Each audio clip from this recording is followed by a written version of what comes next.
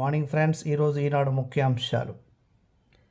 నైపుణ్య శిక్షణకు పెద్దపీట, స్కిల్ యూనివర్సిటీకి 150 ఎకరాలు 100 కోట్లు కేటాయించామంటూ పారిశ్రామికవేత్తల సమావేశంలో సీఎం రేవంత్ రెడ్డి వెల్లడించిన అంశాలైతే ఈరోజు ఈనాడు బ్యానర్గా ప్రచురించడం జరిగింది. సో దీంతో పాటు మరో అంశం చూద్దాం. కాళేశ్వరంపై నాటి మంత్రివర్గ నిర్ణయాలు కావాలి, తీర్మానాలు ఇవ్వండి అంటూ ప్రభుత్వాన్ని జస్టిస్ ఘోష్ కమిషన్ కోరిన అంశాన్ని ఇక్కడ మరో వార్తగా ఇచ్చింది. సో మరో అప్డేట్ చూడవచ్చు. ఇక్కడ గోవాలో జానీ మాస్టర్ అరెస్ట్. అక్టోబర్ 2 నుంచి రేషన్ కార్డుల దరఖాస్తులు, అర్హులందరికీ డిజిటల్ కార్డులు, సీఎం రేవంత్ రెడ్డి వెల్లడి.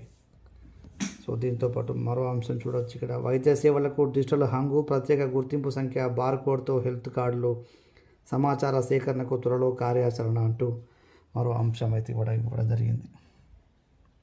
ఇవి ఫ్రెండ్స్ ఈరోజు ముఖ్య అంశాలు.